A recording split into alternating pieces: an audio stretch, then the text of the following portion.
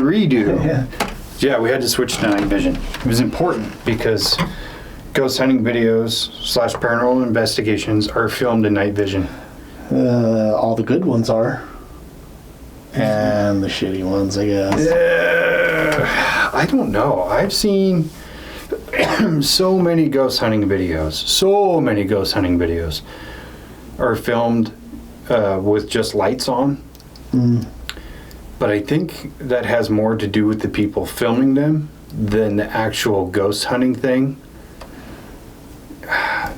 Because people want to be seen. I never thought of that. I always wondered why they don't film. Yeah. Because it's...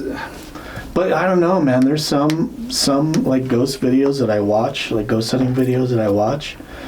Like, mostly like when it's like sometimes female ghost investigators, where you're like, wow, she's really pretty.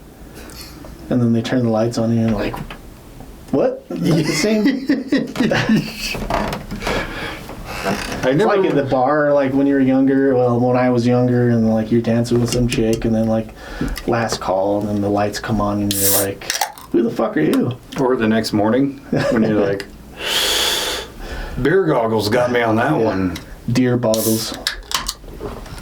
No, I agree with you. Because there's a lot of times you do watch those ghost hunting videos, and you're like, oh, this lady is quite fetching. And then you see her in the daytime, and they're doing like an interview, and you went, how did that happen? The lights back off.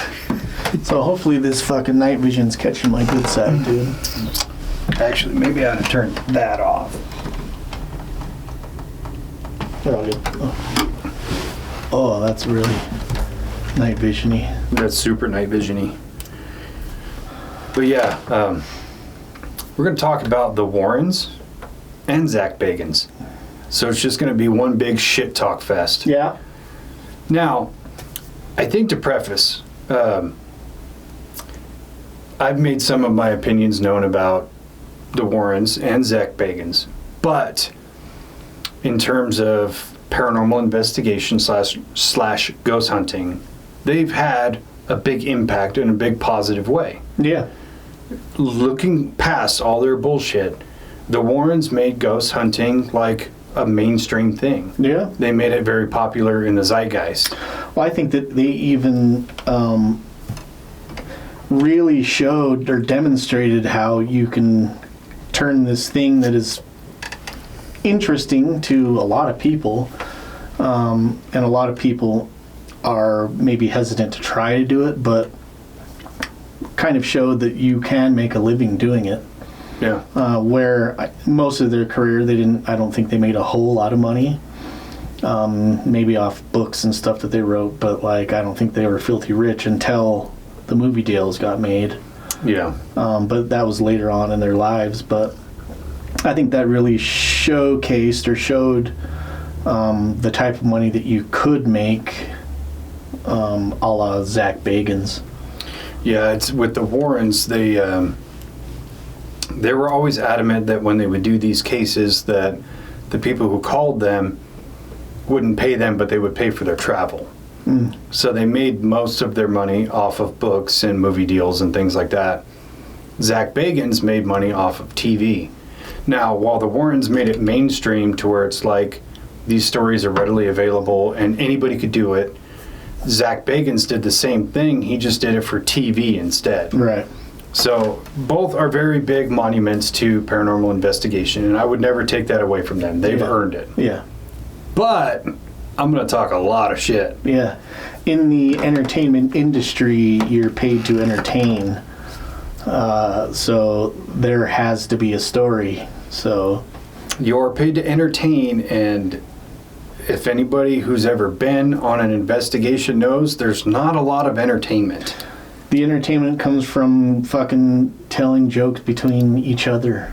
Or most of the time. Yeah. And then when the rare incursion happens, a lot of the entertainment comes from speculation. Yeah. Of like, what was that? Let's find the truth, you know? So, let's start with the Warrens.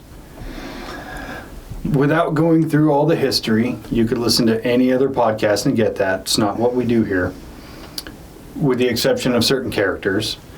But the Warrens started theirs by, they would find these random houses, and Ed would paint a picture of their house with some ghosts and shit, and then they would go to the house and be like, hey, we think your house is haunted. Can we investigate it? And buy this painting or this sketch or whatever it was.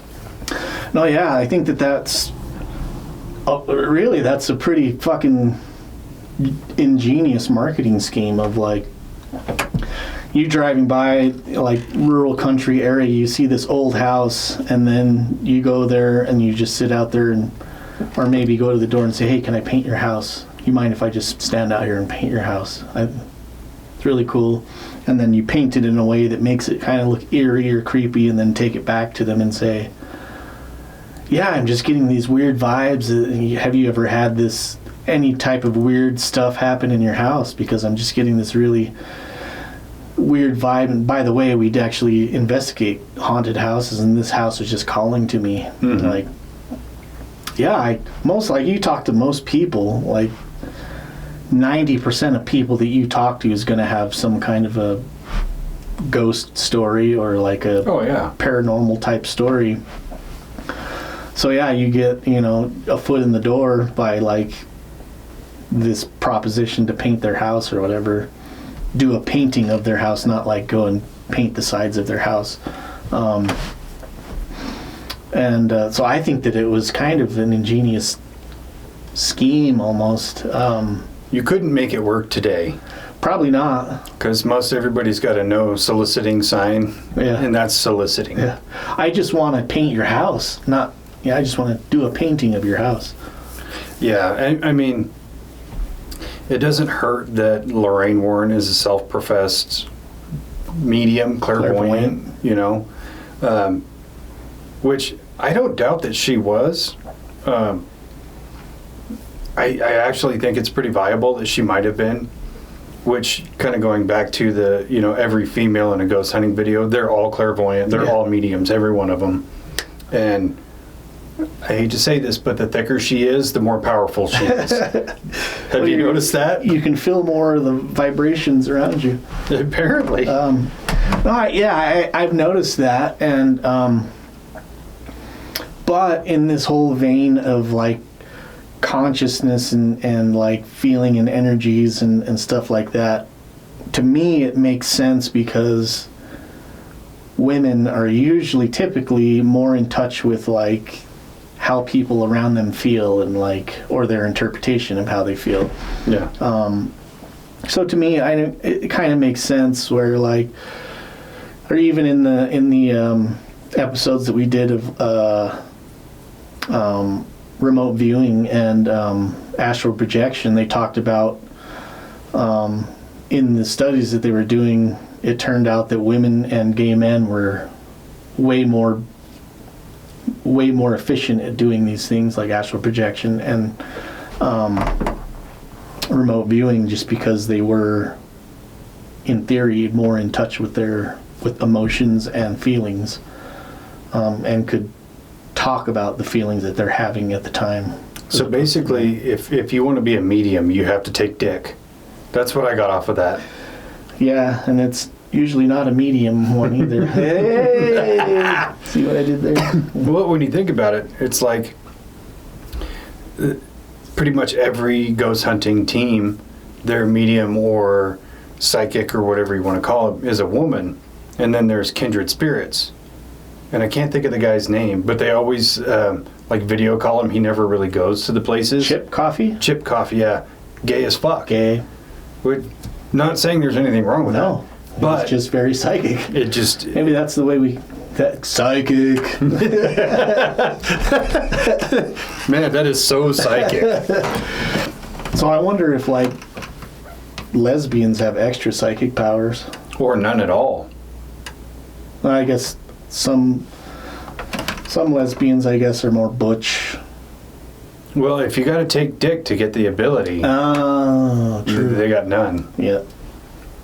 Okay. So yeah. We don't. Yeah. solve that. No, yeah, Chip Coffey, I believe. Have you ever seen his show? He's got a show called Psychic Kids. No, I haven't. It's an older show, but he goes around the country and is Actually, yeah, I have seen that. yeah, and he meets with like families who are experiencing paranormal activity, and it's centered around a kid, and then he'll go meet the kid, and then usually it comes out he's like, well, I think that your kid has psychic abilities or mediumship. And tries to work with the kid to develop their talents. Interesting show. Yeah. You're like, I'm going to help you build your talents. Read this script. Yeah. Say it line for line. But yeah, so the Warrens, Lorraine being clairvoyant. Almost said Elizabeth. Elizabeth Warren? Yeah. That's just fucking... Equally full of shit. Yeah. Instagram getting on my fucking brain, you know? You know what? I would rather listen to Lorraine Warren talk than Elizabeth Warren. Yeah. What does Trump call her? Pocahontas? Yeah. Am I thinking of the same woman? I don't know. Anyway. But yeah, they've been involved in some of the biggest paranormal cases in pop culture. I don't want to say history. I want to say pop culture. Pop culture. So the Smurl family. Mm-hmm. The Perrins from the Conjuring movies, the Conjuring house. Yeah. All of the Conjuring universe is centered around the Warrens. Yeah, the Annabelle doll. The Nun. The Nun. The Snedeker family from Connecticut, The Haunting in Connecticut. Yep. The Enfield poltergeist. All of these cases, they're kind of at the center of, but they're not really. Yeah, they they had involvement in most of the cases. What their involvement was sometimes was like they show up, fucking try to get in, and then get punched in the face and then leave. Yeah. Because the father of the Perrin family punched Ed in the face. Yeah. Because they were there agitating the spirits that were attacking his wife. Yeah. Which is a great story. I love the fact that Ed got punched in the face. Yeah. Some of their stories, I think, of course, like in the cinematic universes, everything's going to be inflated by 10,000. So, like, a lot of the stuff, some of it probably kind of happened, where they're like hearing knocks and fucking voices or whatever, and then they come in, ask them what's going on, tell them they're going to have somebody come in and look at it, and then they build this fucking grand story about like demons and shit like that. And it's always demons. Always. It's never just ghosts or lost souls. It's always demons. Yeah. Every time. Granted, Ed and Lorraine were devout Catholic, so that plays a big factor in it. But it's always weird to me when you think about the Lorraine or the Warrens' trajectory along with Hans Holzer, because they're operating at the same time, where Hans Holzer was, these are lost souls. There's no such thing as demons. And then on the opposite end of that coin is the Warrens, where it's always fucking demons. Yeah. Well, I think, if I'm not mistaken, according to them, there's no such thing as like a spirit or a ghost, because once you die, your soul goes to purgatory, and then that's where you're waiting for to be resurrected or to be judged or whatever. Mm-hmm. So, like, the only spirits that can interact with the living would be these demonic spirits. So that's my understanding of what their belief is. Pretty much. I don't quote me on that, but I don't care if you do or not. Whatever. They're dead. What are they going to do about it? Yeah. They can't sue us. Well, I guess the son-in-law. Getting sued from beyond the grave. That's real demon shit right there. That is demonic, dude. To be dead and sue a living person, that's awful. I'm hearing voices. They're saying fucking stop and desist. Cease and desist. Oh my god, the voices coming through the walls say gag order. This is fucked. Which begs the question, if demonic possession is such a regular thing, let's presume it's real, why wouldn't there be angel possession? maybe there is. Maybe that's what the saints, the miracles the saints have performed, I guess. It could be, but you would think it would just be like the average person, where like maybe you have a really, really shitty person, and an angel's like, I'm going to possess this motherfucker to make him do something good. And you're just like the biggest piece of shit, and then you see a homeless guy, and you're like, you know what, I'm going to go buy this guy lunch. You know what I mean? Like movie deal. Fucking not nearly as entertaining. Yeah, it would be along the lines of City of Angels. Yeah, or that new movie with Keanu Reeves, yeah. Because I could totally see him being an angel. Yeah. Playing a dude who kills hundreds and hundreds of people. Speaking of movies of killing, have you seen Monkey Man? I just watched it the other day. Isn't it like a martial arts movie with Dev Patel? Yeah. Yeah. I've seen the trailers for it, but I haven't watched it. It's actually pretty good. It looks entertaining. It's entertaining. Yeah, I was watching it Sunday or Monday, and Izzy came in and she's like, oh, is this that Monkey Man movie? And it's like, yeah, it's kind of like Non-Wick, like Indian version of John Wick. It's like the Bollywood John Wick. Like Naan Wick. Non-Wick. None. I dig it. Naan Wick. That's pretty entertaining, though. Yeah, I'm going to check that out.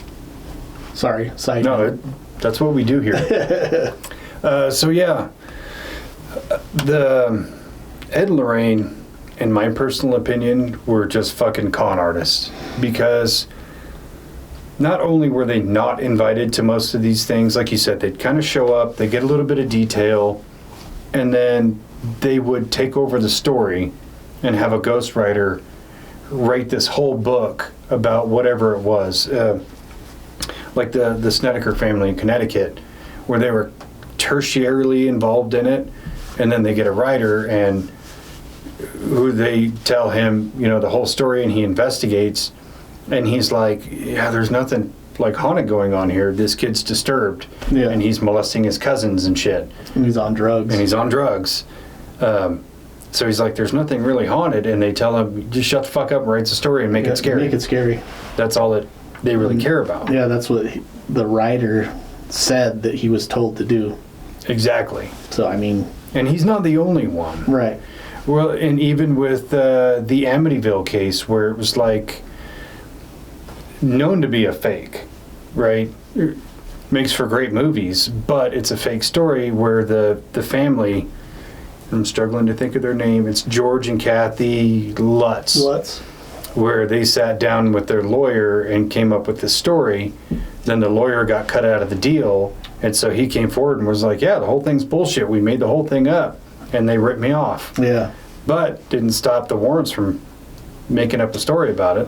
And what was it? Was it one of those families like lived in the house for like 2 years, and it wasn't until they were getting behind on their bills and about to be evicted where they started talking about... That's the Snedeker family. Snedeker. Well, and they had got behind too, and allegedly they made up the whole cancer story with their son and all that. And yeah, they were about to be evicted, but magically came up with this story, and because of all the media attention, the landlord couldn't really evict them in some way, shape, or form. And then they made a bunch of money off of it. Yeah. So even with the Enfield poltergeist, where if you look at all of the documentation and all the investigation, it's done in-house by people in England, and I can't think of their names either, but they did all the work. The Warrens showed up, they were basically kicked out, and then still wrote a book about it. Yeah, in total, I think they were there they came there in the evening, talked with them, went back to the hotel room, went back there, talked to the reporter guy the next day, and then fucking bounced. Yeah, they were probably like, hey, let's go check out Big Ben, and then let's get the fuck out of here. They were there in total of like 7 hours or something like that. Not even. And then in the movie, it shows them fucking being the heroes and shit, and it's like... I do appreciate the movies. They're very entertaining, but like... based on a true story is very loose. It's very loosely based. when they say based on a true story, it means Ed and Lorraine Warren have the same name in real life as their characters in the movie. Yeah. That's fucking it. But it's when you watch the movies and you see the two actors, Patrick Wilson and Vera Farmiga, and you go, I want to root for these people. Yeah. Like they seem like great, wonderful people, and that's the way they're portrayed. But in real life, that's not them. Yeah, in real life, all the things that I've seen with Lorraine Warren, she seems like a sweet old lady. Like, she seems, that could just be her, like, persona on, like, because I've seen her in a number of different, like, paranormal type shows, like Paranormal State. She was on quite a few episodes of that, going in and doing investigations with those guys. And there's a show called My Haunting or My Haunted House or something. Ran through like the early 2000s up to like 2015 or something like that. And she was on a few of those also where people are telling their stories, but she was one of the investigators that was called in to come and, like, her and Ed were called in to come and investigate their house. But again, it's like, even in those ones, like, they're all demons. And like, she seems really sweet in her interviews or whatever, but like very sincere. But you hear the backstory of what their actual life together really was, and it's like, how much of this can I take at face value, or do I have to like fucking really look into it to know who these people are? I think at this point, instead of having any more Conjuring movies, I would rather have a movie based on Ed and Lorraine's real life. Yeah. Where it's been noted by many people that Ed was physically abusive towards Lorraine. Like, smacked her so hard, knocked her the fuck out. Yeah. Nobody wants to talk about that because he's got to be the hero in the movies. Oh yeah, it's even written into like the paperwork in the movies that they can't talk about Ed's history with, like, certain things can't be said, and like That's a bananas thing. Where the contract that Lorraine signed with Warner Brothers for the Conjuring movies can't depict extramarital affairs with underage people. What was the other one? Abortion. Can't talk about that either. It's this abuse, this super weird Hollywood contract. And I watched this interview with a Hollywood lawyer who was going over it and going, this is the weirdest fucking contract I've ever seen. Yeah. And you're talking about a lady who's negotiated thousands, if not tens of thousands of contracts in Hollywood. But that was like the weirdest one she had ever seen. And it's so strange to me that you would put in your contract you don't want to see anything about extramarital affairs or affairs with underage women. Yeah. Because that's what was really happening. Yeah. With Judith Penny. Yeah. So they had a nanny that when they would go off on their adventures, they would hire this nanny come and watch their daughter. And turns out she started living with them, and sometimes Ed would sleep in the room with Lorraine, and sometimes he'd sleep downstairs in the room or across the hall in the room with Penny.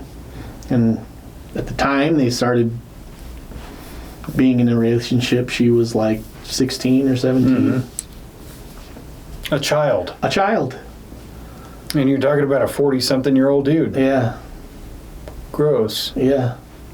I could see if he was hot, like the guy in if he was movies. Patrick Wilson and she was of age, I get it. Yeah. He's a good-looking dude. Good-looking guy. Strapping young man. But if you're married to Vera Farmiga, why would you need a second woman? She's hot. Yeah, she's, Pat and I were talking about that. She's, like, very attractive. Yeah. Like, in some, like, sultry type of, it's in her eyes or something. She's very attractive. Yeah, she's definitely got, like, some Eastern European traits that make her a little bit more alluring. But yeah, it is definitely in the eyes. Yeah. Maybe it's like their expressions that she makes that's like... Did you ever watch the Psycho series, the Bates Motel? Oh, I didn't. pretty good series. She does a really good job in that movie, but like, she's definitely fucking crazy in that movie, in that series. But she does it so well. Oh yeah, she's got that. I have seen clips of it, and she definitely puts off that grippy socks vibe. Yeah. Did you know that in the Nun series, it's her younger sister playing the nun? Really? Yeah, because I remember watching it going, how did they get a gal who looks so much like Vera Farmiga? And then I had to look it up, and it's like, yeah, that's her younger sister. Have you ever seen her band play? No. She's actually a really good singer. Really? Yeah, it's quite a bit more metal than, I guess, rock, but she's really good. Vera or her sister? Vera. Oh, yeah, no. It's I haven't seen entertaining. either one of their bands. I don't know if her sister has a band. If she does, it needs to be called like the Nunnery or something. Yeah. So going back to Judith Penny is, with that said, he would sleep in her room sometimes he would sleep with Lorraine. There became a point where she was pregnant with Ed's baby, and they told her, if you want to keep the baby, you need to go down to the police station and say somebody broke in and you were raped. And she said, I'm not going to do that. So Lorraine forced her to get an abortion. Yeah. So that whole sweet old lady thing goes right out the window for me. Yeah. Again, that's what it's like. This persona that they're portraying, that they did for so long, that just like, when you watch like there's like interviews of both of them talking about like what they would do and how they would go and do these paintings and shit like that. For the most part, and I watched a video of like their body language. It was like a person analyzing their body language as they're talking, and but they were breaking down mostly, I guess it was both of them, but like Lorraine's like reactions to things that he would say, and like the way that he would move his hands, and she would kind of like, yeah, he's like talks with his hands and she flinches. Yeah. And it was like, shit, man, I never even picked up on any of those things, but like when somebody's talking about it as you're watching it, you're like, oh yeah, clearly there's something going on there. Well, I've seen a bunch of interviews with him, particularly one they did on like a daytime talk show, and somebody is calling them a fraud. And you could see Ed's getting all hopped up, and he's trying to yell back, and it's just people talking over each other, and you can't make out anything, and there's Lorraine just like... And it really is kind of sad. I mean, she's as fucked up as she was the more reasonable of the two. Yeah. But she's just sitting there quiet as a church mouse while Ed's fucking yelling at somebody. And it's like, you can almost see the shutdown mode she's in, as though, like, I'm not going to speak or I'm going to get slapped again. Yeah. And it's fucked up. It is sad. It is sad, and it's sad that she dealt with it for so long. Yeah. But the whole forcing Judith Penny to get an abortion thing is just like, what are you protecting? Your marriage is a fucking sham. Yeah.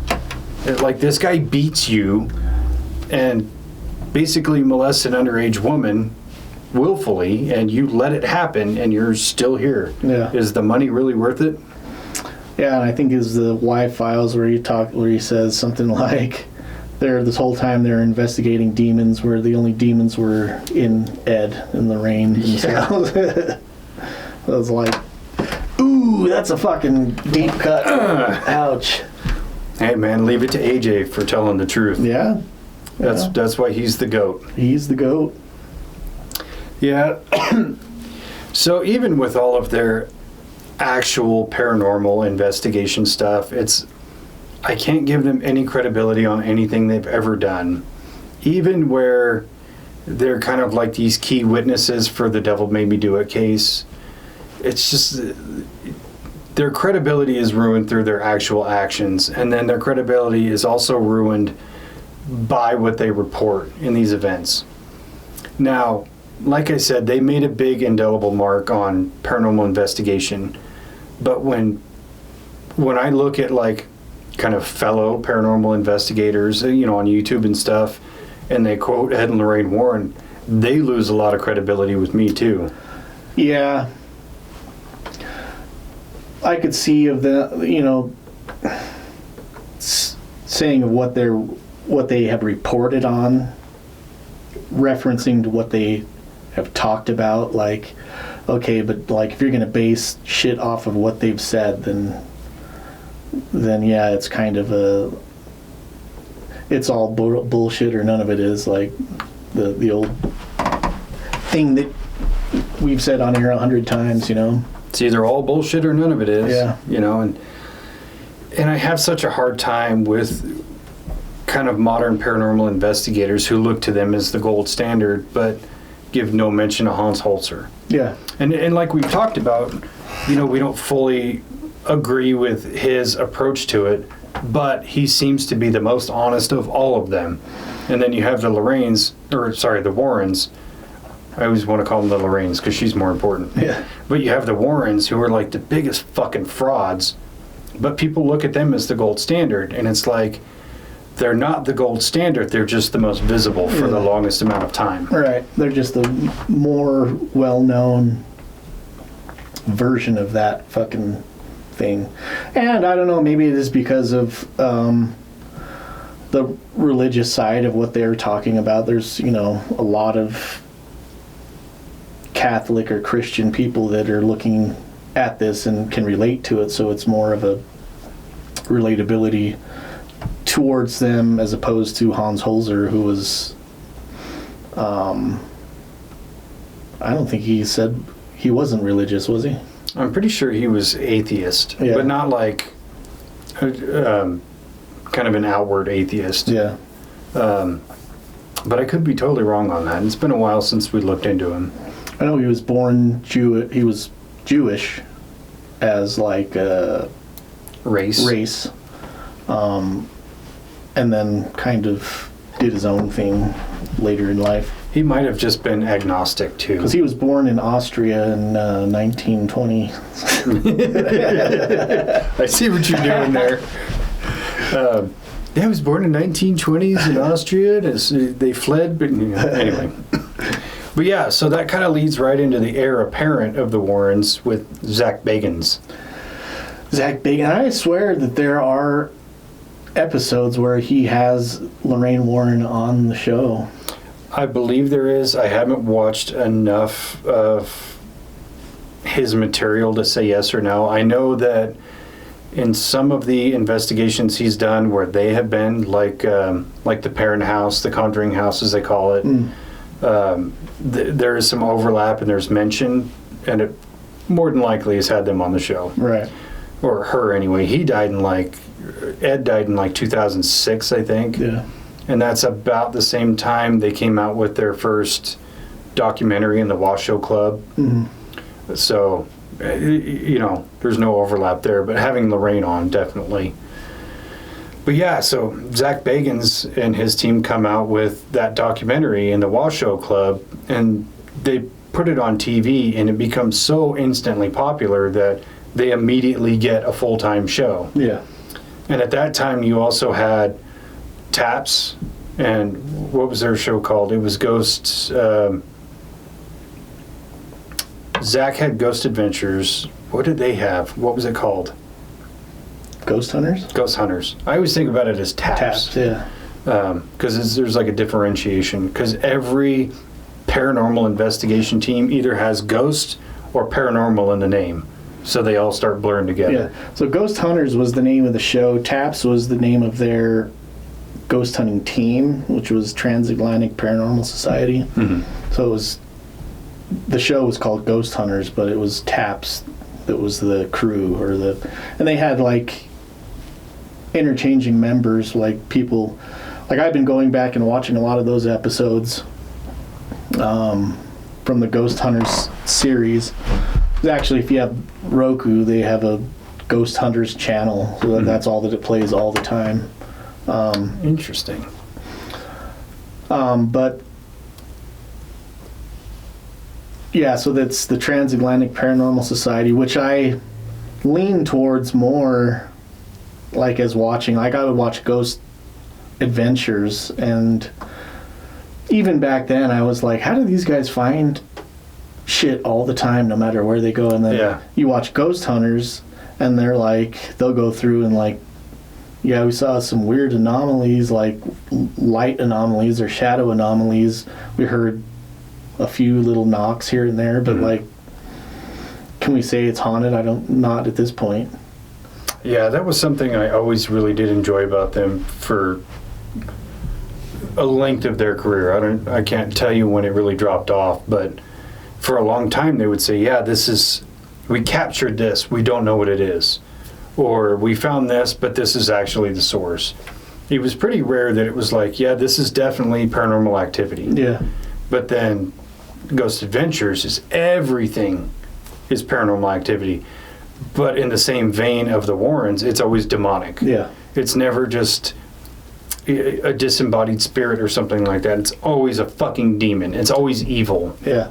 The first couple episodes of Ghost Adventures, I think that maybe the first season was a little bit more objective.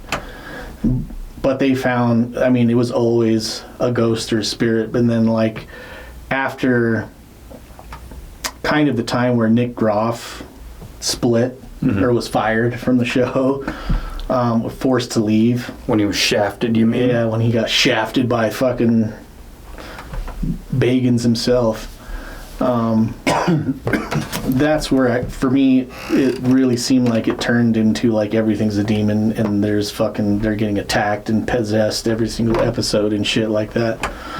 And for me, that's a huge sign of like, you know, where Zach wanted to go with the show as opposed to what fucking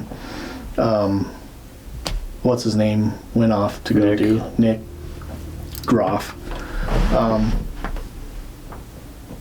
Maybe didn't want to participate in that, and so that's why he was shafted.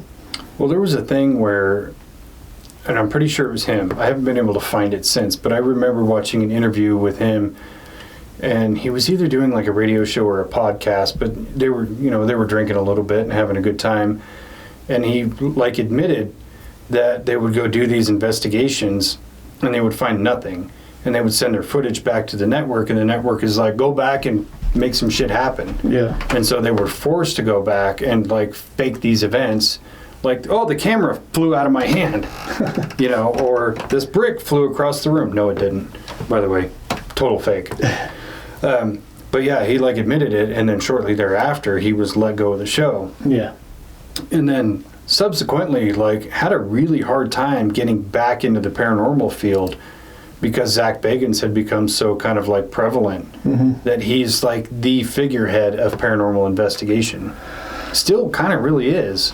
Well, it also, so Nick Groff got told that he was no longer going to be on the show because they had this argument between him and Zach, and then like he does talk about it on a few different occasions. Nick Groff does, where, you know, it was like a thing where it was a what is that called? A difference? Irreconcilable difference? Like you have an idea of where you want it to go, and then you have two different ideas of where you want it to go, and then like creative difference. Yeah, sorry. So that's what he says, it was a creative difference, but it's like, what are you being creative about? Like going and ghost hunting, first of all.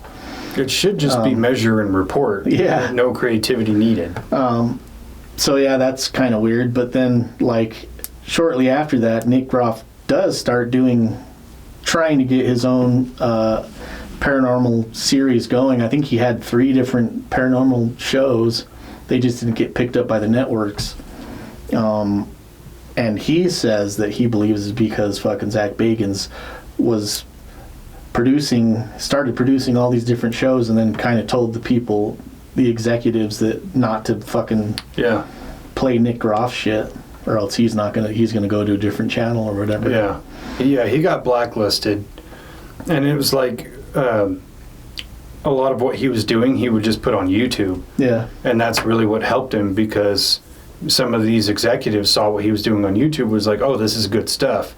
I'm going to pick this up on a different network. Yeah. But it was like the Travel Channel was like, you know, we don't want to piss off Zach. He might hit us with that fucking fin on his head.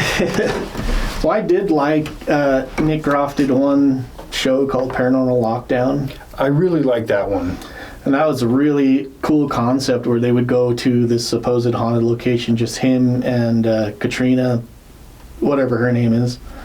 And they would get locked into this place, just those two. They're filming each other. They don't have a crew. It's like them and a bunch of camera equipment, and they would stay in there for like 72 hours or something like that, which is a really cool concept because then you can kind of be more accustomed to like sounds or like knocking or like whatever.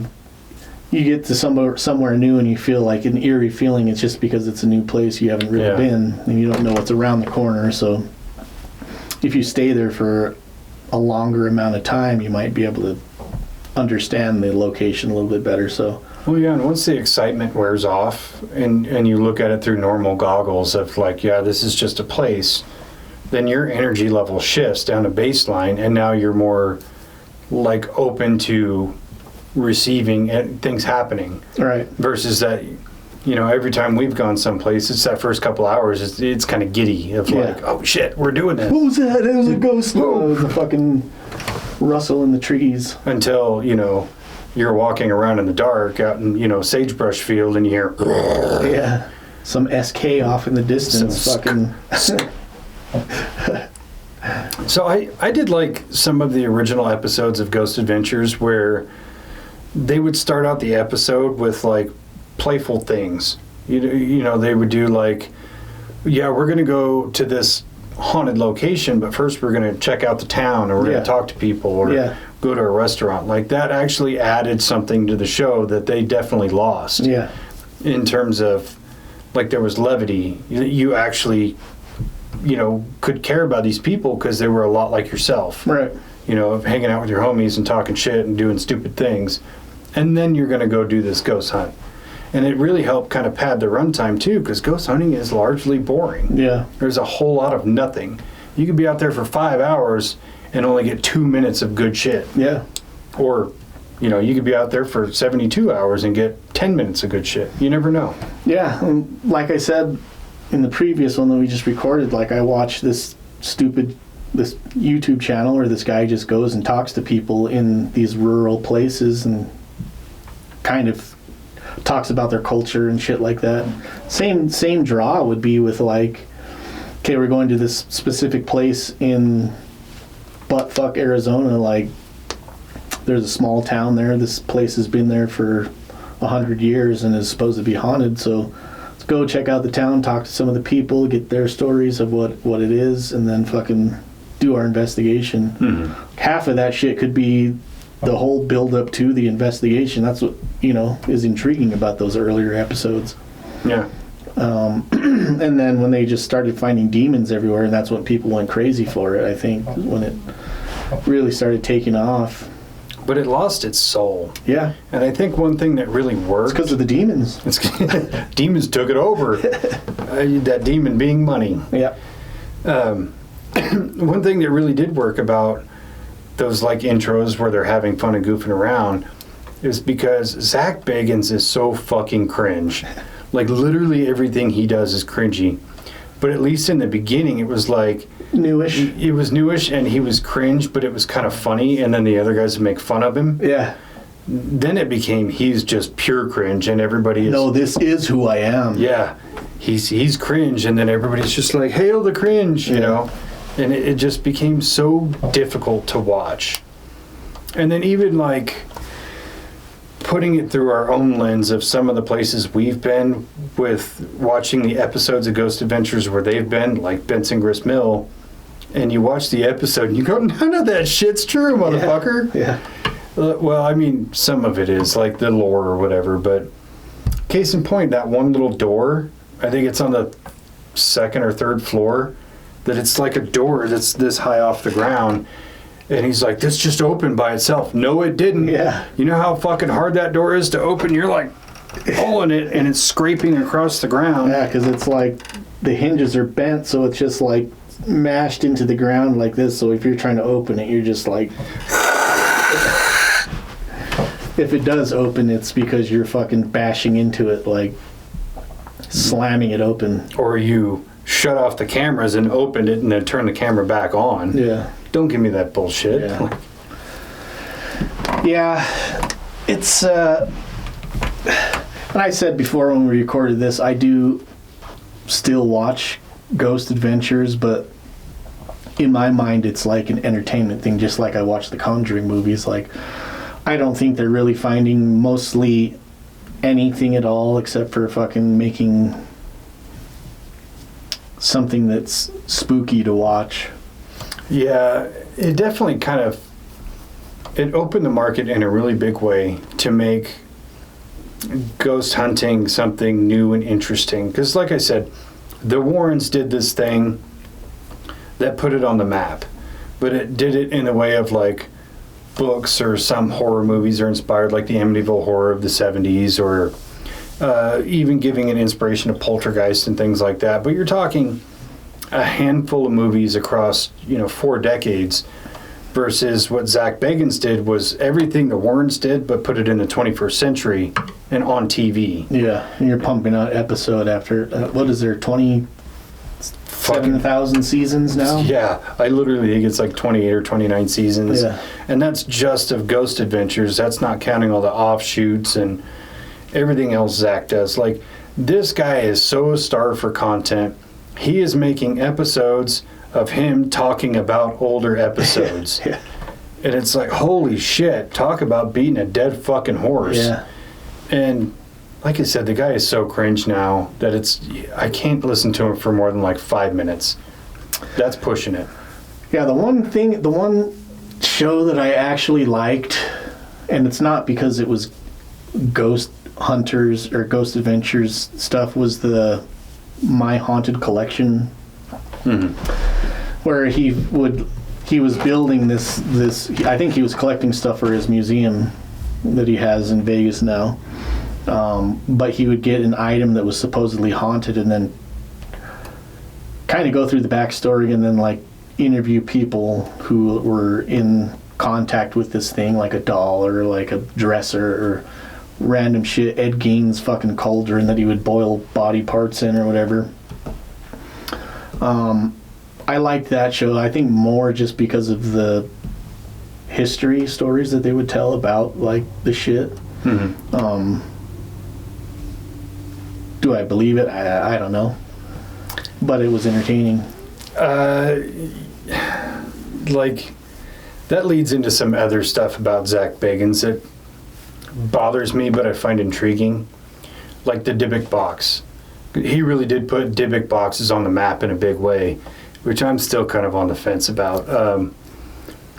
But like, he bought this Dybbuk box on eBay and put it in the museum as like this super haunted artifact.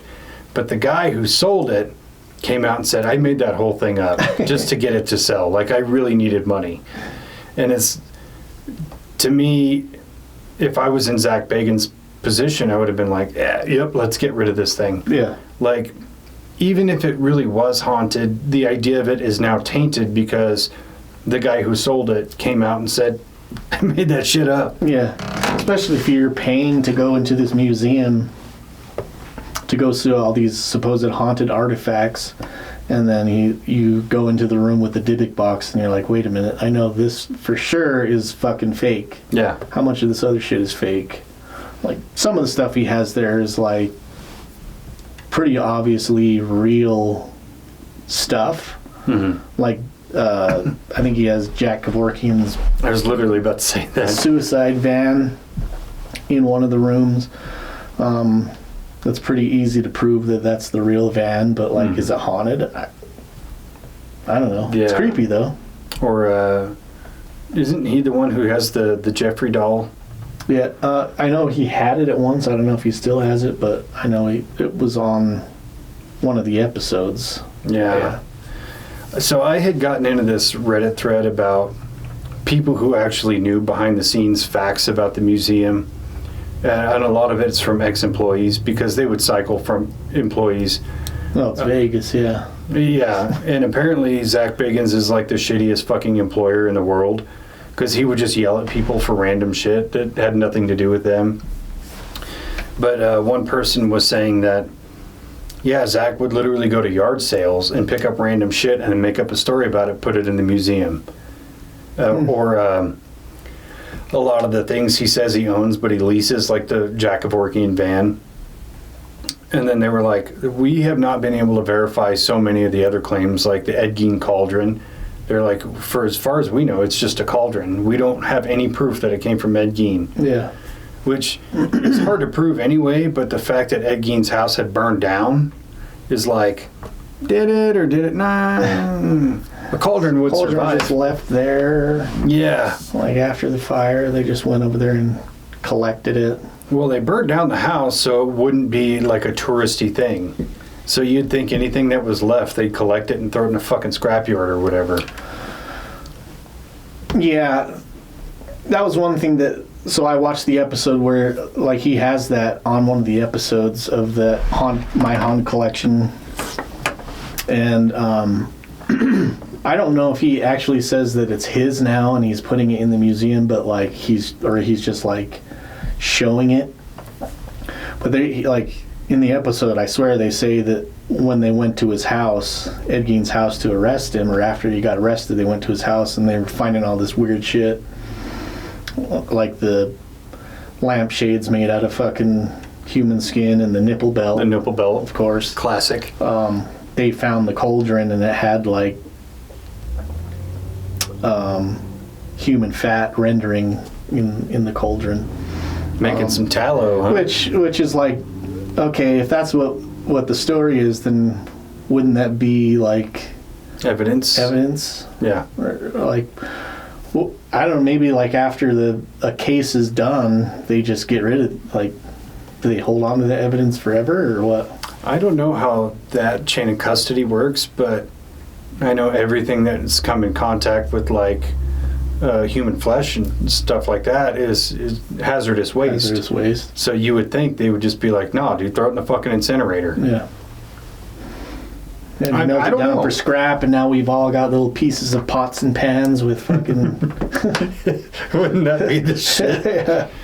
Oh my god. Yeah, maybe we should make a movie about that. Like the Ed Gein cauldron gets put into scrap and then gets sent out, and then like you start cooking on it and you get a taste for human flesh. Ooh. And then now you've got like 30 serial killers out there. Fuck it, copyrighted. Don't steal that shit. Where's my fucking... Where's your index cards? Yeah, dude, it's just like it gets thrown into a scrapyard, and then the people who, you know, make hex-clad pans are just like, yeah, fucking melt it down, let's make some pans. And that's probably why Gordon Ramsay is the way he is. Yeah. Because that's his brand, you know. She's like, you fucking donut. Cut off your leg, I want it. I want a human flesh donut. Yeah, the whole museum thing, let me preface by saying I do want to go to it at some point. I do want to go check it out. But I've heard a lot of horror stories from there of like, for one, Zach Bagans watches the museum all the time through the cameras because his house is like right next door. But he watches the cameras and watches people. But I was looking at the price a while back and it was like $80 to get in for the regular tour, or you could pay like $200 or something. It's been so long since I looked at it. But you could do like the VIP tour, which you basically do in the dark. You're not allowed to take any food or drinks in there, and you can't use your phone.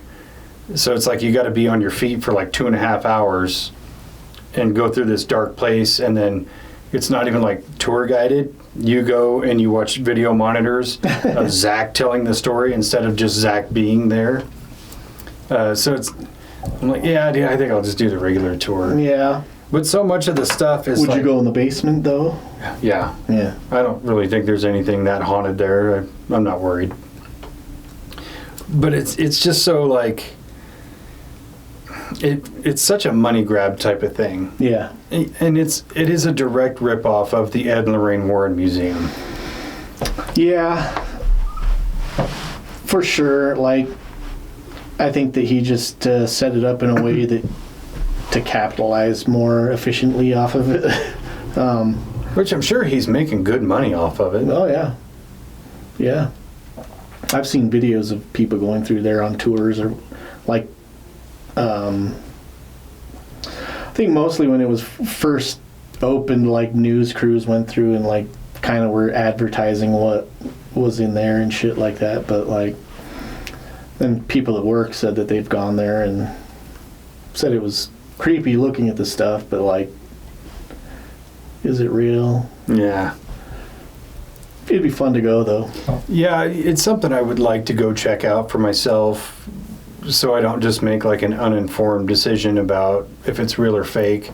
Because your intuition doesn't lie to you. You know, if you go in there with kind of a baseline mind and you're like, holy shit, I am getting creeped the fuck out, there has to be something there. Yeah. But if you go in there with that same mentality and go, yep, it's just a room full of shit. Well, it looks like Disneyland, just a fucking nice set design. Well, some of the stuff that's in there is like so tertiary to anything else that it's irrelevant. Like there's a rocking chair in there that's from the Conjuring house. But it's like, is it? This chair was found in the Conjuring house's neighbor's house 17 years after the Conjuring family lived there. His like staccato way of speaking drives me fucking nuts. The way he puts weird emphasis. We go to the Washoe Club to see if there are any demons here. Well, reading is hard, you know. If you got a script and you're trying to read the script, the thing that bothers me the most is the fucking fingerless gloves. Like, dude, you're in Vegas and it's like fucking 100 degrees outside and you're wearing fingerless gloves And a pea coat. and a pea coat and a top hat. He's definitely like a trilby kind of guy. Yeah. He's like, is this the most cringe hat I could wear? Yes, doing it. Well, I have to say, just now I was looking over at you like this and I just kind of saw something go like this right past my face. What color was it? It was like almost like smoky. I had the same thing yesterday. Really? Yeah. I think whatever is going on in this house, it is the most prevalent in this room. Because literally we got off work yesterday morning and Scott and I had a plan that we were going to play, right? And so we're sitting here playing Helldivers. Well, I'm sitting here playing Helldivers online.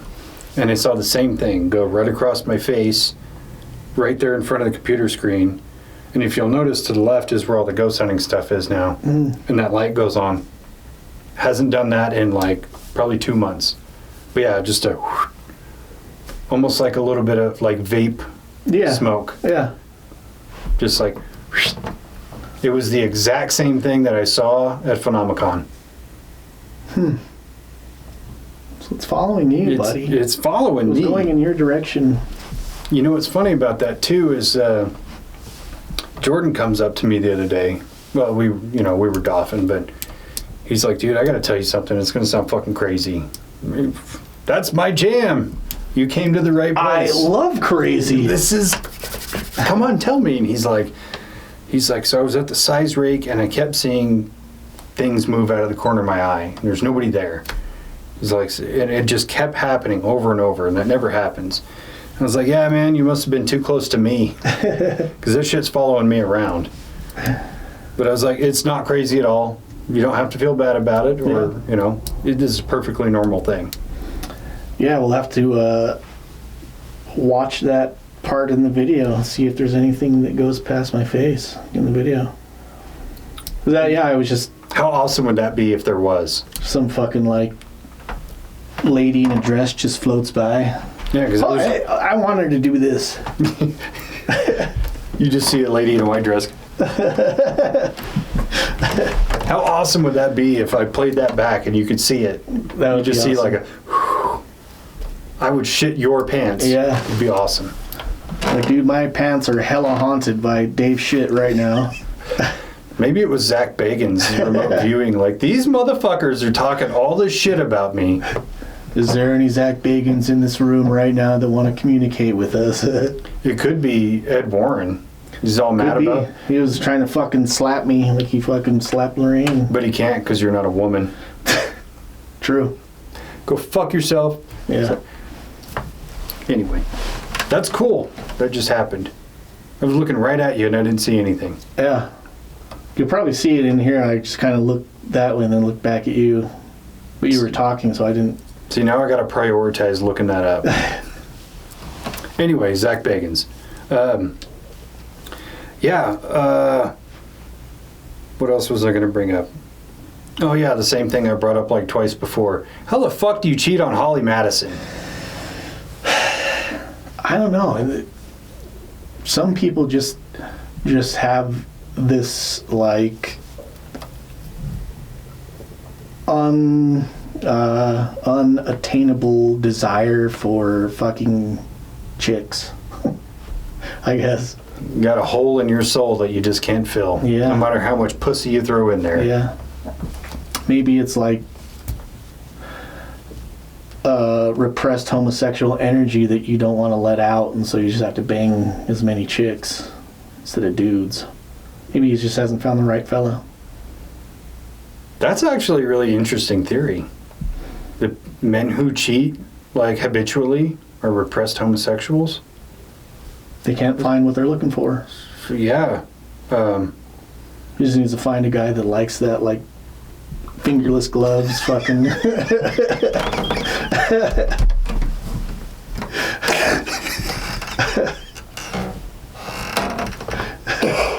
Yeah, she's all over my top hat, dude. Run on my Coke bottle glasses. Come on, let's go.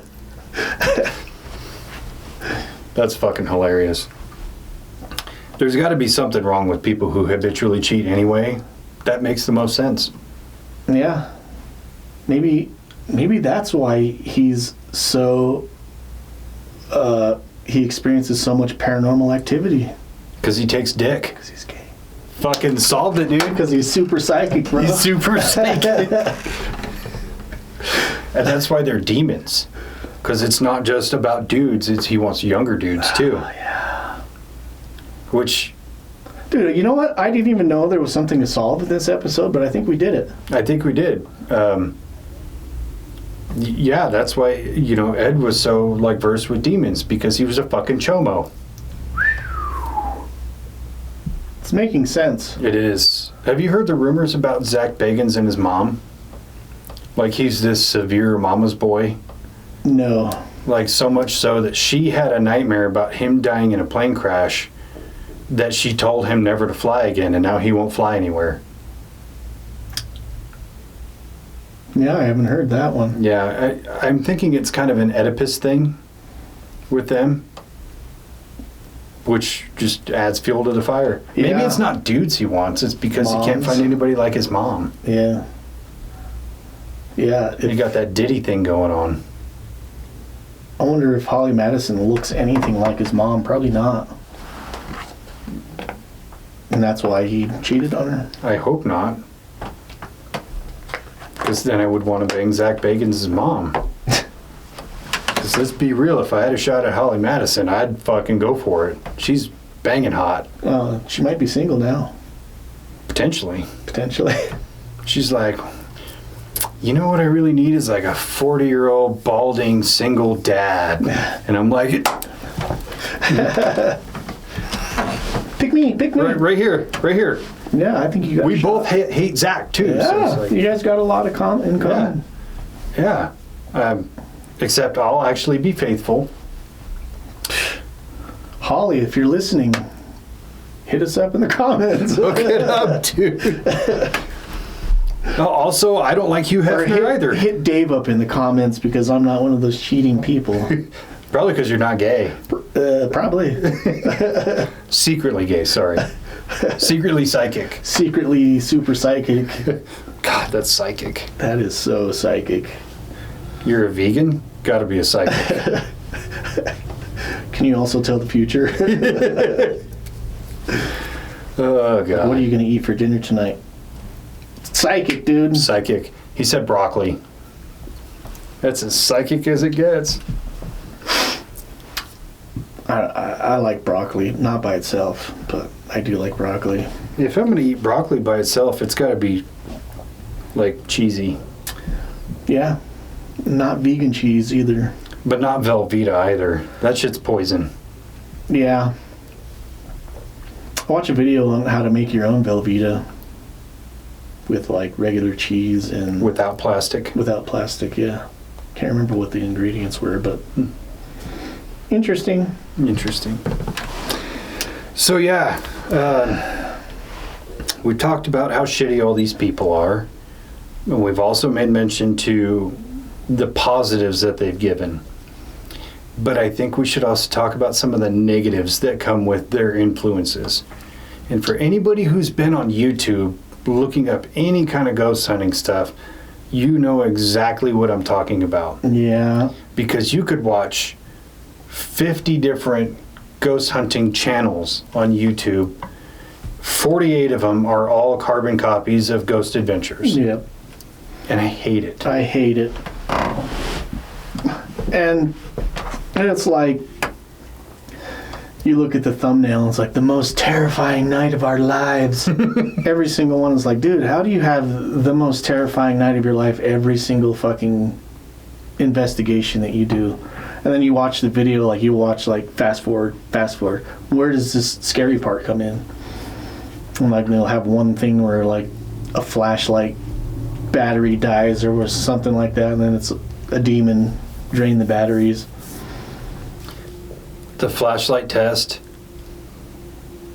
is by far and away the stupidest fucking thing in paranormal investigation.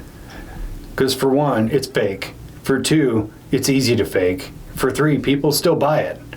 It's like, yeah, you take a mag light, and it, specifically the mag light style, where you screw the shaft on, and then they just kind of make it loose, and then every movement makes connection with the battery terminal, and then it goes on or off. And it's like, why are we still buying this? Yeah. Why do people look at that and go, yep, it's a ghost? No, it's fake. Well, yeah, especially in something like that where it's like the bottom of that flashlight is spring-loaded, and so you turned it on to make contact with the two fucking parts of the battery.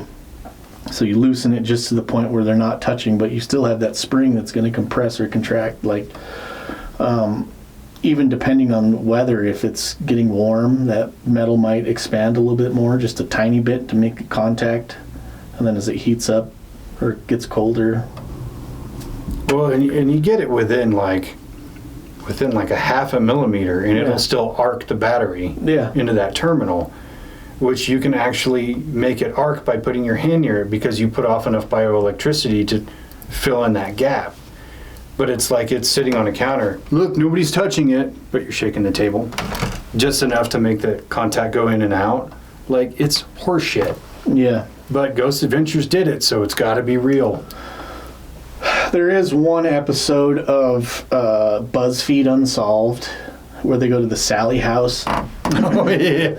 And they do the flashlight test, and they're sitting there and in the kitchen, and they have this thing just on the kitchen counter, the flashlight, and like they say something and the flashlight turns on, and they like start freaking out about it. You know, it just turned on when I asked this question. But then all of a sudden the flashlight just fucking rolls one way, like somebody fucking hits the flashlight. Mm-hmm. That is more compelling than the fucking flashlight turning on. Like, yeah, for sure. Like something just that's sitting there, like that brush right there sitting there on the table, if it just rolled off, that would be kind of compelling. Like, what the fuck did that? Yeah. Which, whatever thing passed by Spence, go ahead and knock that off the table. If you could go ahead and just push that brush off the table. What would be even cooler is if you unplugged it and then make it hover in front of the camera. Yeah, come over here and brush my beard with that. That's exactly what that is. Sorry, how I keep so fly looking, so fresh. Yeah, I just let mine get all curly and nappy and shit, and I just have like beard locks. Well, mine is like, my beard is so thick that if I don't brush it out, it's like half the length it normally should be. but it's up in my face and in my mouth, and it drives me nuts. Yeah. Yeah, I let it keep curled so I don't look like I have a summer beard. It's where like summer over here, like summer. Yeah, anyway, all the ghost hunting you see on YouTube is like directly inspired from Ghost Adventures. Yeah. And it's left such a negative mark in my mind because everybody still watches that as like the gold standard of what ghost hunting should be when it's not even close. And that's where so rarely do you ever see a channel that isn't a carbon copy of that it's like when you do, you're like, this is fresh, this is amazing. Yeah. It's like watching the Holzer Files is vastly different than watching Ghost Adventures. And the Holzer Files is actually entertaining in a meaningful way. Ghost Adventures is like a drinking show. Like, take a shot every time they say demon. You'll be fucked up by the end of the episode. Or every time somebody is possessed, you got to pound your beer. Pound your beer. So it's like you're going to get at least one full beer in per episode. Yeah. Maybe 3 or 4 shots and a fucking full beer. That's shotgun. before the first commercial break. Yeah. You're just, fuck yeah. Turn it off, bro. I don't know if I can do this. Watch the Smurfs or something. Can we watch a Conjuring movie instead? Not that third one. That's a hot piece of shit. Have you watched the fourth one yet? Yeah. What'd you think? I thought it was fucking dumb. The scene towards the end of the movie, me and Xander went to the theater to watch it, and the scene where the mirror like stands up and starts spinning, we both fucking broke out in laughter of how dumb it was. Yeah, I think I liked, what was that movie that just came out? I think it came out on Netflix or Hulu, and it was about the demon house, the family that lived in that house. I didn't know there was a movie. Oh yeah. It didn't go to theaters. It came straight to like just straight to Netflix. It was either Netflix or Hulu. Is it any good? It was better than the last Conjuring movie.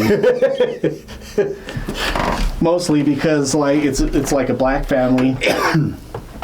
And for some reason, maybe the grandma in the family was white, but like the grandma in the movie is Glenn Close. Yeah, but she's kind of like ghetto. She like speaks with Ebonics and shit. Oh Lord, it's pretty funny.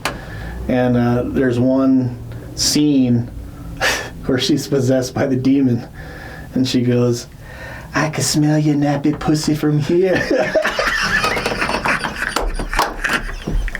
I loved it, dude. Oh my God, I have to watch this movie now. Yeah. Glenn Close is no. Yeah. That is a fucking stretch. Yep. And so I enjoyed that movie more than that last Conjuring movie. I can smell your nappy pussy from here. I'm gonna clip that into a soundbite. That kind of goes back to Zach Bagans and the Demon House documentary he did, which at the time of seeing it, I was like, "Oh my God, this is really interesting." Yeah. Especially because you had told me about it, and you were like, "Just watch at the end." There's like one moment that's unsettling, and it's the scene where he's attacked by the demon, and the growl itself is super unsettling, but then he's like, and then the whole thing at the end about it fucked up his vision. Now he has to wear these Coke bottle glasses and shit. Or what was it called? Some kind of vision starts with a P. Yeah. He has to wear prism glasses. Prism glasses, yeah. So yeah, I gave him this condition. But it's like, when you watch the documentary by itself without knowing anything, it's actually pretty entertaining. But then you learn the truth about it, and it's like, kind of like the Snedeker family, where they were just a poor family, and so they kind of like concocted this whole story. Even one of the cops who went to go investigate it was an elderly guy, and he's like, "Yeah, I thought it was going to give me some notoriety and some money because I'm close to retirement, but it didn't pan out." Yeah. Zach kept everything, and then he had this place bulldozed, and then kept a few buckets of like the debris from it Yeah. to put in his museum. And it's like, it wasn't even a haunted house. It was just a fucking house. You're just saying it was haunted. Yeah, it is a very entertaining documentary. It's like, when I first watched it, I was like, whoa, there's a lot of like weird shit that's going on. That's like the priest, and like there's stuff that's moving around the house as they're filming, and like they could have done all that shit post production, like. But it is entertaining to watch, for sure. Yeah, I don't think I could watch it now and be entertained, but at the time, I got my money's worth out of it. Yeah. It was pretty good. I think that it is set up pretty well as a scary movie type thing, or paranormal activity type movie, entertainment movie. Especially with the crescendo at the end of him, like, seeing what he sees. And you never even see a fucking monster or anything, but it is eerie at the end. It has that, like, roller coaster of, like, build up to payoff, and then so I thought it was set up well as a movie.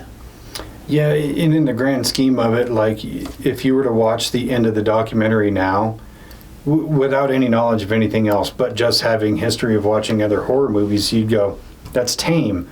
But when you put it through the lens of this really happened, you go, oh, this growl and his reaction and everything is pretty genuine. Yeah. Like, you'd be scared of it, which is kind of how I was when I first saw it, when I didn't really know a lot about ghost hunting or Zach Bagans or anything. Just from kind of the layman's perspective, it was really good. Yeah. But I couldn't watch it now knowing what I know, because I'd just be like, shut the fuck up, psychic. This is the most psychic movie I've ever seen. Psychic! That's fucking funny. I can't unhear that now. Yeah. Like, dude, psychic? Can just be like a new thing that we just started, and it can, inside type lingo.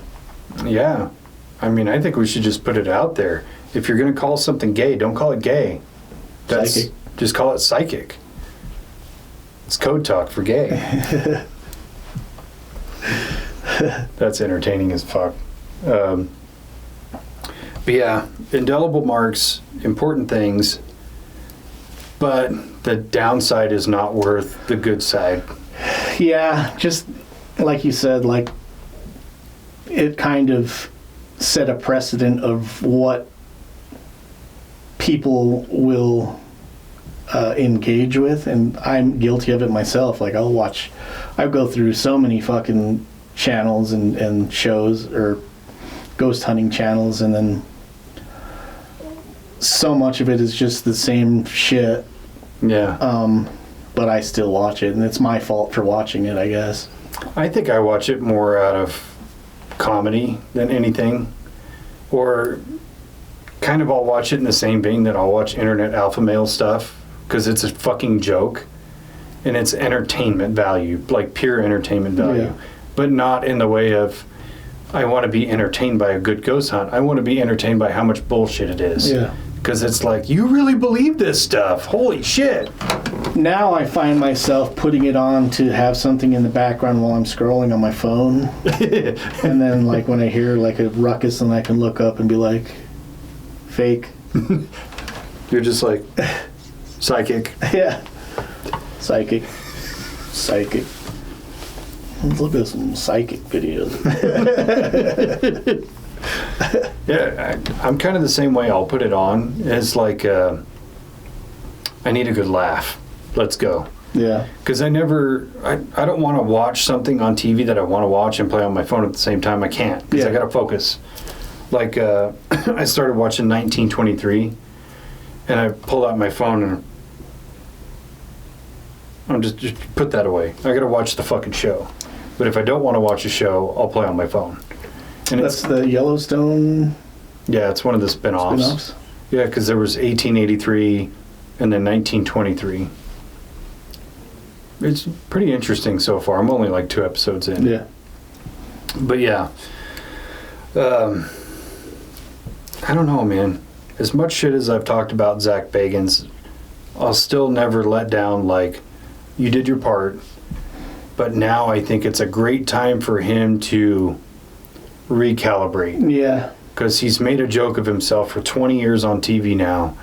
I think at some point he could earn so much more credibility, not just with me, but the whole like paranormal scene, if he came out and was like, okay, enough of the bullshit. I'm going to do this for real. Especially that you have shit. Such a base of like financial like freedom to do things. Whereas like you're not, you know, you can go and investigate. He can go pretty much fucking wherever he wants to go. Yeah.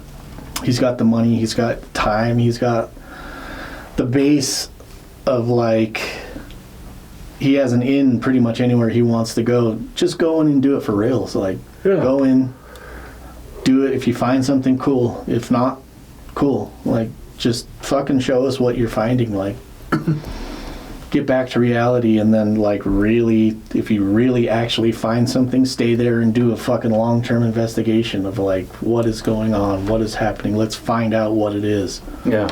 Like, you've got the means, you've got the time. Like, just do that. Don't just say it's a demon. Yeah. Like, put real effort into it. If you found something real and you did 30 episodes in the same location that's finding actual evidence, and you have like all these different means to measure what's going on there, and you can kind of prove that there's something going on here, do that. That would be super entertaining. Oh, yeah.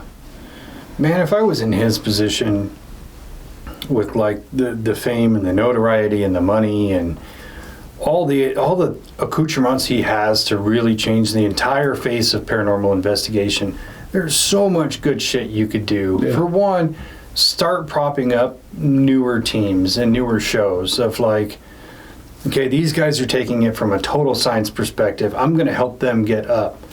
Or, you know, all these carbon copies I'm going to ignore. These guys are special. I'm going to help them further their career. Yeah. Or like, you know, I have the money, I can invest into R&D for new equipment that is science-based. Or, you know, go to these different locations and allow other teams to come in and look at it from different perspectives. Like, right. There's so much you could do to better the field rather than just blacklist every other show that doesn't star you, or perpetuate the museum that's full of horse shit, or just boost his own fucking ego. Well, I think now too is like the landscape is changing even now. Like of where he came into it, you needed to get a deal from a network, and then so you have to maintain this thing of like viewership on a network. Yeah, YouTube is a market he's missing out on, because he could be putting out good content on YouTube and doing collaborations with other teams and things like that, but I think his ego is just so fucking big that he couldn't fathom sharing the spotlight with anybody. Yeah. Which is part of why I think him and Nick Groff didn't really get along, because Nick Groff is an entertaining personality in and of himself, and he's not full of shit. He doesn't seem to have this enormous ego, but he has enough ego to be the star, which I think is the sweet spot. Yeah. So yeah, he's just, he could do better. I'll put it that way. Yeah, I mean, times are a-changing super fast now. It might be something totally different here in 10 years, so might as well try to capitalize on what's going on now. Yeah, I mean, the way technology changes in any art form, you have to adapt to it. You know, you think about in like, in the 50s, throughout the 60s, well, I should say the late 40s through the kind of the mid 60s, where it's like rock and country artists are getting away from acoustic to play electric, or throughout a lot of, you know, the 60s and 70s and stuff, where you had vinyl or 8-tracks and then going into cassette tapes where you had more memory on there. They're not trying to condense and play the songs shorter because they have to fit as many as they can in this smaller storage space, but going to cassettes and CDs where it's like, you can make 4 or 5 minute songs now, it's okay.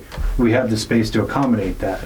Yeah. You know, it's, you have to change with the times, and he just hasn't done it. Yeah, I mean, you've got the means, you've got the fucking backing, you fucking fund it yourself. You know, something I think that would really help his credibility in a big way would be to go on Joe Rogan. Yeah. And take the criticism and take the abuse and, like, be square about a lot of things would actually really increase his credibility, especially with me. Yeah. Because Joe Rogan's not just going to sit there and listen to you bullshit him for 3 hours. He's going to challenge what you say and what you believe in a meaningful way without just being like, you're a fucking idiot. You are psychic as fuck. He's going to say things that are more like, do you actually believe in demons? Or why is it every investigation you find shit and it's always a demon? You know, I think dealing with that kind of like resistance would give him more character. Yeah, I think maybe even like American Alchemy might be a better platform for it. Just because great. it's kind of in that paranormal type vein, or even Danny Jones, which you ever watch Danny Jones's stuff? He kind of goes along with whatever they're saying, but like to get his foot into that door of like doing the podcast thing and people asking him those questions, I think it would be a good opportunity for him to kind of come out and explain why and like how he's doing stuff. I mean, not really how. I guess it's pretty apparent how. They just fucking make shit up. But well, I mean, I think it would give him enough. I think it would humble him down enough that he could go back to being a normal person. yeah, Which is what you really need in that field. You don't need a celebrity. You don't need this put on persona. Because I remember on Joe Rogan, he was talking to somebody, and I can't remember who it was, but he was like, I think Zach Bagans was never this person that you see. He just created this persona, but now he's stuck in it and he has to live in it. yeah, He's like, I don't think that's who he really is. right. But if that's the case, if that guy was right, and that's not who Zach Bagans really is, it would behoove him to be who he really is and get rid of the persona. Well, yeah, even look at that clip of him, Zach Bagans, on fucking Price is Right, or what show is that? Wheel of Fortune. And it's like a normal fucking kid. You know, he's like 19 or 20 in that. He was on the Wheel of Fortune, and he's like talking about how he's an aspiring film student and like seems like a normal person. Yeah. Pretty normal. Definitely aspiring to be famous. Yeah. But a far cry from his persona that he puts on especially throughout the progression of Ghost Adventures, as it kind of develops this character of. And I would assume that if you are going to these if they're really haunted locations and you're experiencing stuff for reals, it might change your persona and it might change the way that you talk about things and the way, but like, it just seems so fake, like so made up that it's hard to actually believe that it's a real thing. Yeah. Have you noticed, though, in like the later seasons of the show, he gets extremely lazy? He's like, I'm just going to be in the nerve center. Yeah. Aaron, you go into this room over here. And he seems so like uninvolved with all of it. Yeah. Like he doesn't really want to be there. He doesn't really want to do it. He's like, yep, I got to do this to collect a check. That's it. Yeah, he's got a whole series called House Calls, I think. Yeah. And he doesn't even go to the location. He stays in Vegas at his house and like talks to them over Skype. Yeah. That's definitely a show. I tried to watch a couple of times and I'm like, this is just bad. Yeah. This is like... He's calling out Demon from his fucking nerve center at his house. Demon! He's just like FaceTiming, hey, put the demon on. Hey, get out of there. Leave. Go. Demon, I'm going to have you go into the room with Aaron. The way he treats Aaron is so bad. Yeah. Again, with that Reddit thread, is somebody who's like kind of close to Aaron says that Aaron actually hates Zach he just puts up with it because the money's really good. Yeah.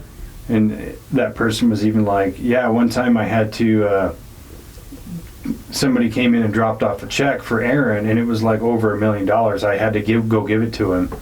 It's like, yeah, I don't think it's worth the money for me to put up with Zach, but I've never had money, so my principle. I never had a check for $1 million. But yeah, I think if somebody came Hey, Zach, where do you want me to go, dude? Hey, what room do you want me to chill out in? What room do you want to fake getting possessed in? Tight. I can do that. Just like before every episode, I just got to smoke a J. I'm just like,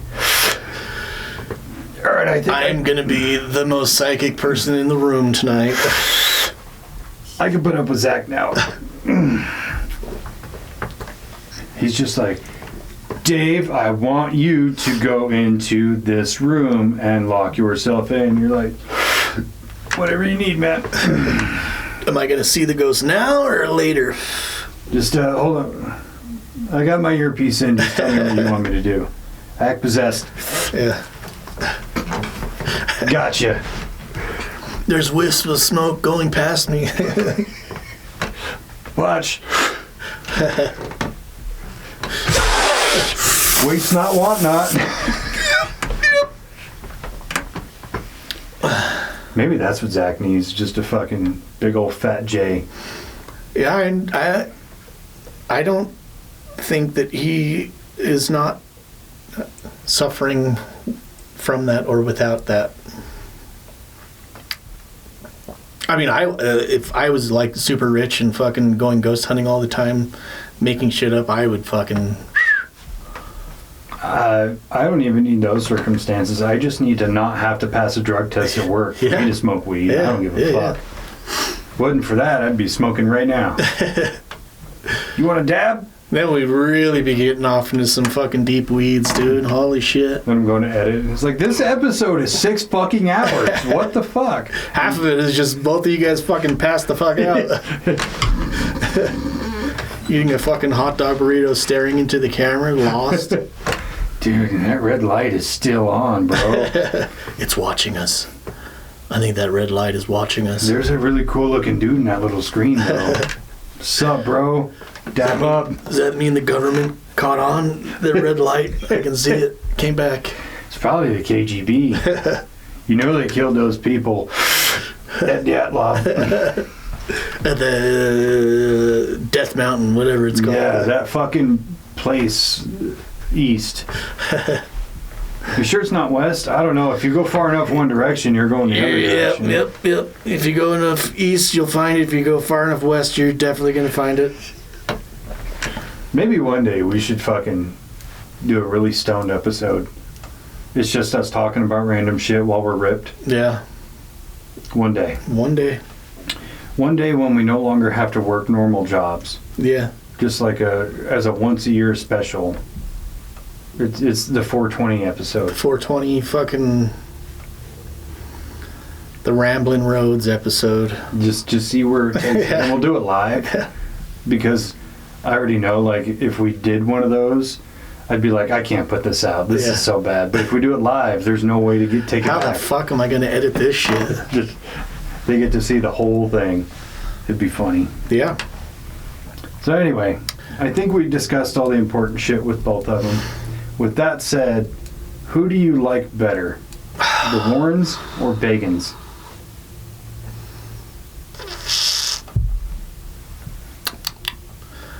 Man, that's a toughie.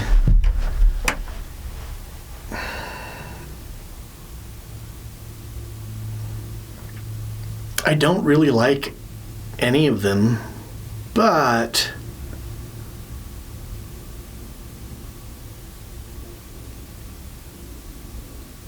I think that the Conjuring movies were more entertaining, so I'll go with that way. I'm surprisingly going to go on the opposite. Really? Because I think with Zach Bagans, he kind of made ghost hunting a little punk rock. And I kind of like that, you know? Because he was a very stylized guy. Even when he looked dorky as fuck with his stupid faux hawk thing. Like, he kind of had like the punk rock clothes and in a cavalier attitude, and I think that was cool for the time. It just got old really fast. Yeah. He was always down to fight a ghost. Like, fight me, ghost. I only ever do arm day. yeah. And it was funny too when you'd see him like take off his shirt, and he's got these big biceps and everything, but that's it. No chest, no abs. Just sitting in the fucking van, curling on the way to the next episode. Getting pumped for the old shoot tonight. He's like, this is all that matters, is what's visible. I bet his legs are this big around. Hey, you never see him wear shorts, huh? Not that I'm aware. It's part of his persona. I don't wear shorts. Yeah, in Vegas, it'd be 110 degrees. I got to wear my black Jinkos. Black Jinko jeans. He did keep that one. He did keep the Jinkos alive, though. I think wholehearted solely on him, dude. It rested squarely on his waist. Yeah. Which is another dude. I just saw a fucking. I saw something right there too, out of the corner of my eye. A little flash of light. Yeah. Interesting. It was bright enough for me to see it out of the corner of my eye. So who knows? We're being haunted right now. Yeah. It's one of those demons that Zach has dealt with and was like, this guy's We're such just a not wanker. psychic enough to see the whole apparition. Yeah. Just not psychic enough. Yeah. Damn it. Damn. Anyway, I think we can call it solved. Yeah. Psychic is now gay. Mm-hmm. Gay is psychic. Whole 100%. Whole penisly. Whole. Yep. All right, let's kill it there. Doctor? Doctor. Okay, I love you. Bye-bye. Bye.